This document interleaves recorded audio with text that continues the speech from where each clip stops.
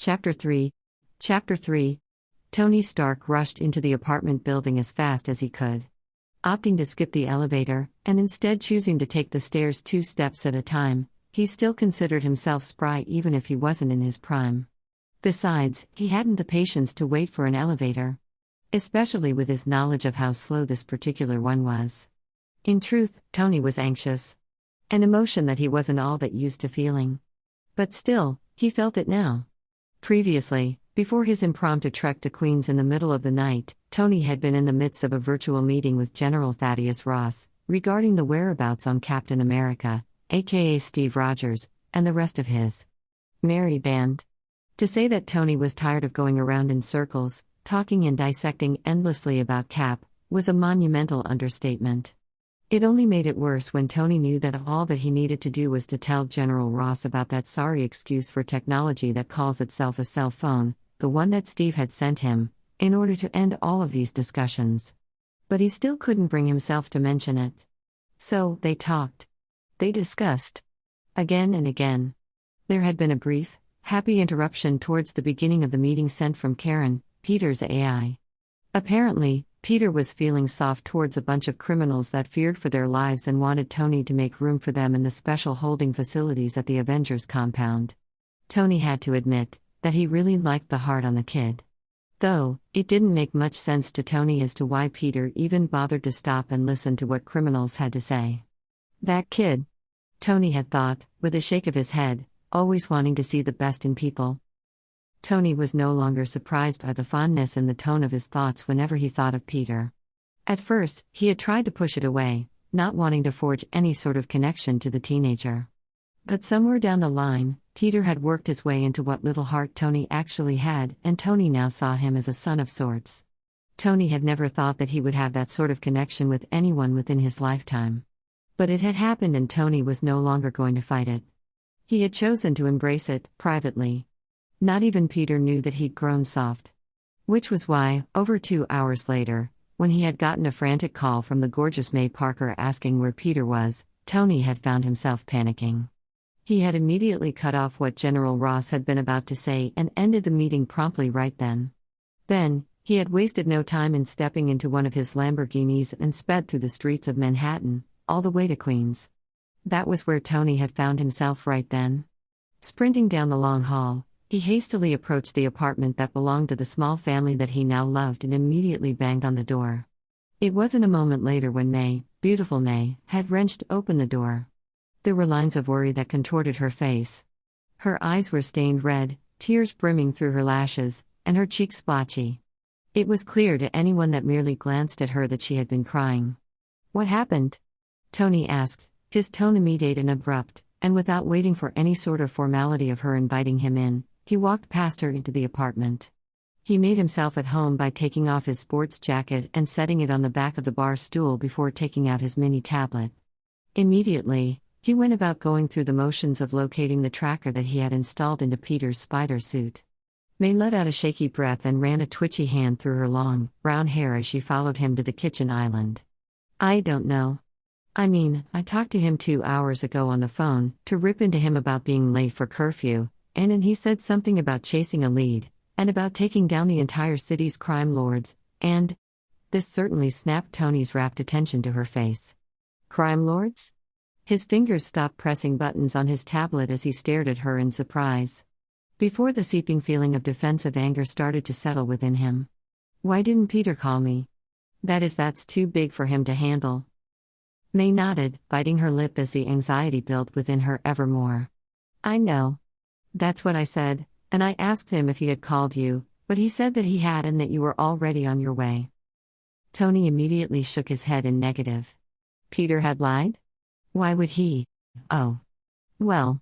It was to be expected, he supposed. There were times when Peter was so smart and mature for his age that Tony tended to forget that he was, in fact, a teenager. And when too many rules were implemented on a teenager, the next course of action tended to be that they rebelled. Tony himself had gone through this stage with his own parents, at an even larger scale than Peter would ever be able to fathom. But then again, this was a bigger line to cross than the partying, drugs, and hookers that Tony had chosen to partake in. No, Peter's chosen rebellion could result in getting himself severely injured, if not killed. Still, it was a rebellion nonetheless. How had Tony not foreseen this? He never called me to say that he was going after any crime lords. I had only gotten an alert from Karen about 2 hours ago to say that Peter wanted me to do some criminal cleanup for him. May turned abruptly away from him, nervously bringing her thumb up to her mouth and chewing on her fingernail as she began to pace. Well, anyway, I had thought that it was taking a bit too long since I last heard from him, so I decided to call, only it didn't ring. I didn't even hear Karen's voice on the phone saying, "Connecting you to Peter Parker." The line was just dead. That's when I knew that something had to be wrong. And then I called you and... She trailed off as she started to cry once again. Tony immediately placed the tablet on the island countertop and stepped forward to gather her into his arms, trying his best to console her. Hey! It will be all right, May. I'm pinpointing his current location now. Wherever the tracker in his suit will say he will be, we will go right there and find him.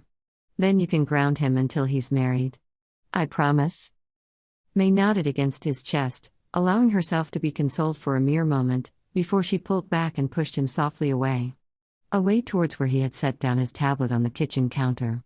Tony took the hint and picked up his tablet again, once more going through the motions of activating the tracker in Peter's suit. It didn't take very long until a small ding came from the device, signifying that they had results. But as Tony stared down at the tablet, he looked at the screen in dubious disbelief. That can't be right. He muttered as he once again started pressing buttons on the device. What is it? May asked, worried for a whole new set of reasons now. Tony looked up at her, confusion in his eyes, which didn't happen often. He was a genius after all. It says that Peter is in the apartment right now. In fact, Tony stood, his tablet still in hand as he walked over to the couch that was sitting against the far wall. It says that Peter is right in this very spot. This is the coolest thing ever. Spider-Man exclaimed from his upside-down position from the bedroom ceiling. Mary Jane couldn't help but laugh at his enthusiasm. It was actually rather contagious. She realized rather quickly that Spider-Man was a bit of a talker. All right, maybe a huge talker. In fact, she would have a hard time getting the man to shut up. Not that she wanted to. Even without his memory, he said the most interesting things. She could find herself fascinated by him for hours at a time, if not days. Doesn't all that blood rushing to your head make your head injury worse? Mary Jane couldn't help but ask. Her tone was teasing, but it was an actual concern. Spider-Man dropped from his attachment to the ceiling, landing perfectly on light, amble feet. He shook his head. No, actually, my head is feeling a lot better. And I think I had a nasty bruise on my side earlier, but that doesn't hurt anymore, either. Mary Jane's eyebrows rose as she pondered this. Well, do you think that you have super healing? Spider-Man contemplated this as well before he shrugged. Seems like the best explanation to me. Might be the reason why some of my memories are coming back so suddenly. That was true. His brain must be healing itself at that very moment. There were certain times when key words that she said had triggered a memory for him, and he would suddenly gasp out loud as it played through in his mind. He divulged earlier that it was almost like watching a movie of snippets of his life play in his brain. One of those instances had been when she called him Spider again, and he had gasped and told her that he suddenly remembered the day he had gotten his superpowers. And much to her delight, he had told her about it. I was watching an experiment at Midtech Industries. Dr. Connors, one of the top leading scientists there, had been doing a series of experiments with cross-species mutation. They had done all sorts of experiments on different animals, giving them traits from other species. And there was a spider. It must have been one of their experiments and had escaped from its enclosure. Because, the next thing I knew, it had bitten me. I had gotten really sick and I woke up with these powers. It was absolutely mind-boggling to Mary Jane that she now knew the origins of his powers. But a part of her was worried that he would regret telling her about it, about any of the fragments of his life that he could suddenly remember. But she had asked him if he should really be telling her all of this personal stuff about himself, and he had shrugged, saying, "You had the chance to unmask me, but you didn't. I trust you." His trust in her made her feel all warm inside. Even now, it still managed to put a smile on Mary Jane's lips as she thought of it. Spider-Man chose the next moment to come and sit next to her on the bed again. His close proximity caused goosebumps to burst up her arm and down her leg. "We've been talking so much about me, but I want to get to know more about you. I mean, you did save me back in that alleyway, so that actually makes you my hero." Mary Jane grinned at him and boldly reached out and threaded their fingers together, once again, causing Spider-Man to choke over the unexpectedness of the action. "What do you want to know?" Spider-Man looked down at their interwoven fingers for a moment, thinking. "Well, you said earlier that this is your aunt's apartment, right?" Mary Jane nodded. "Yes." Spider-Man tilted his head in contemplation, his head tilting upward once again so that he could look at her. "Then where are your parents?" Mary Jane frowned at the question, looked away from him and down toward her lap. Which Spider-Man saw and immediately started apologizing. "I'm so sorry. That was stupid. I'm stupid. So stupid. You don't have to answer." But Mary Jane shook her head and smiled slightly over at him. "No. It's all right. You shouldn't have to be the only one revealing personal secrets tonight." Mary Jane took in a deep breath before continuing. "My parents, they fight. A lot. As in screaming, throwing things at each other, fighting. So, whenever I can't stand the sound of their shouting, I come to my Aunt Anna's apartment." Spider-Man nodded solemnly as he listened to her words. "Doesn't sound easy." His tone was compassionate. As though he wanted so badly to change her circumstances for her. Mary Jane shrugged, trying to appear as nonchalant before saying, "Everyone has at least one thing in their life to make things difficult. I figure that I could either mope around about it, or I can not let it bother me and try to be the best person I can be." Mary Jane turned to look at him with a small smile. "Besides, I can't imagine that it's easy to suddenly wake up as a superhero with amnesia." Spider-Man held up a finger from his free hand in a scolding manner, shaking it in her direction. "Hey! I thought that we were done talking about me here. Tell me more about you. What do you like to do?"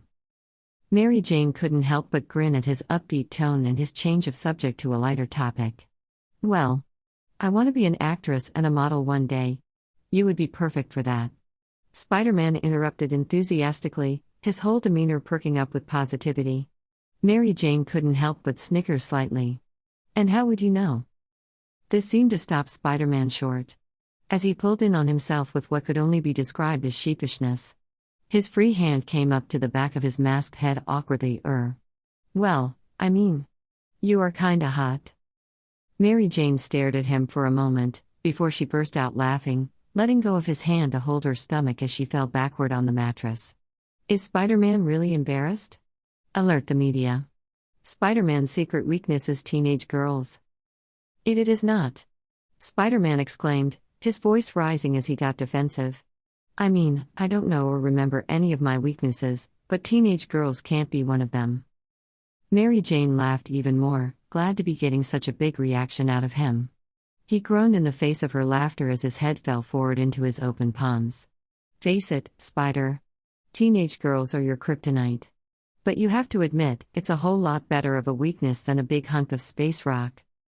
Spider-Man hesitantly lifted his head and tilted it in her direction. Really? Mary Jane nodded as she calmed down, taking a moment to breathe before she sat up and bumped her shoulder up against his. Yep. Very James Bond of you to have a weakness for the ladies. She could both sense and hear the smile on his lips. Call me man. Spider-Man. Hey. You remembered a pop culture reference? Mary Jane beamed at him. Spider-Man chuckled a bit, before replying, actually too. I knew what your kryptonite reference was. In fact, I think that I remember having a Superman bedspread when I was a little kid. Yeah. I remember it now. But that quickly changed to Iron Man sheets, when... He broke off with a gasp, a sign that Mary Jane had quickly learned was an indicator that he had triggered another memory. She patiently waited for him to explain his memory, if he chose to share it with her at all. She wasn't disappointed. When I was a kid, I was at the Stark Expo that night when the drones were attacking. It had been chaos. People were running around, and I had gotten separated by... well, whoever it was that had taken me. Mary Jane nodded as she listened, silently letting him know that she was following along. I was wearing one of those toy Iron Man masks and gloves, and one of those drones had landed in front of me. I thought that I could be a hero. Blast the drone with my fake gloves, just like Iron Man. The drone had aimed its missile right at me, when it was suddenly blasted to pieces. She looked at him incredulously, wondering if he was just remembering an Iron Man fantasy that he had as a boy rather than the actual reality. At first, I thought that I was the one who had blasted the drone. But then, I turned around and there was Iron Man, standing right behind me. He was the one who had really blasted the drone. But then, right before he flew off again, to fight more drones, he had looked at me and said, "Nice work, kid." Mary Jane stared at him, before she brought her legs up and hugged her knees to her chest. Sounds traumatizing. Spider-Man immediately shook his head. No. If anything, it made me idolize Tony even more. The two of you are close, then? It was news to Mary Jane. It certainly wasn't public knowledge that Iron Man and Spider-Man had any sort of bond at all. Sure, they had teamed up a couple of times, but that didn't necessarily mean anything. Just because two heroes happened to fight together didn't mean that they treated each other to lunch or had late-night heart-to-heart conversations. Yeah. Spider-Man said slowly, still slightly uncertain. I think we are. They were quiet for a brief moment before Spider-Man let out a long sigh. What is it? She asked, worried. Spider-Man shook his head and waved off her concern. It's nothing. It's just that, how can I remember all of that, but not even remember my own name? The fear had crept back into his voice, revealing his insecurity over his current predicament. Mary Jane may not have super strength. She may not be tech-savvy or can hack into highly classified databases. And she may have never been in a life-threatening situation before in her life. But this, his anxiety, Mary Jane could handle. Relaxing, Mary Jane presented him with a gentle smile as she released the hold she had on her knees. Hey, it will all come back to you. Maybe not in this very moment, but it will soon. Spider-Man merely nodded, not seeming very reassured by her words no matter how true they actually were. Mary Jane suddenly looked away from him and bit her lip, tucking strands of red hair behind her ear nervously. And when that does happen, when you remember everything. She trailed off, unsure if she should continue with what she wanted to say. Yes? He asked. Mary Jane swallowed, finally looking at him. Will you promise me something? Spider-Man nodded, hesitantly, and she continued. When you get your memory back, will you promise that? You won't forget me? Eye contact broken, Mary Jane could only look down again as she had said it. There. She had put it out there. It may not have been with the Mary Jane level of confidence she was used to, but she still had been brave enough to say it. Out of the corner of her eye, she saw Spider-Man relax. Mary Jane. His voice was so soft as he reached out and took her hand in his once again, grasping it tight. Butterflies burst about like mad in the pit of her stomach. How could I ever forget you? Mary Jane let out the breath that she had been holding as she beamed at him, taking that very moment to suddenly launch herself at him in a fierce hug. Surprising them both at the action. It had been subconscious on her part, but she couldn't say that she regretted the results. Spider-Man had frozen initially at the embrace, his entire body tense, before he relaxed and wound his arms around her torso, pulling her closer. She marveled at how strong his arms felt around her. How deliciously hard his pecs and washboard abs felt pressed against her. She was most definitely infatuated. Mary Jane turned her head so that her chin rested on his shoulder, breathing in his manly musk. But was also surprised to notice that he actually smelled quite clean. There was definitely the distinct scent of sandalwood and it was immediately intoxicating to her senses. Spider-Man drew circles on her side where his hand rested, and let out a satisfied sigh. Besides, Spider-Man suddenly said, his mouth right at her ear. The little hairs that she had there stood on end. It's impossible for a person to forget their heroes.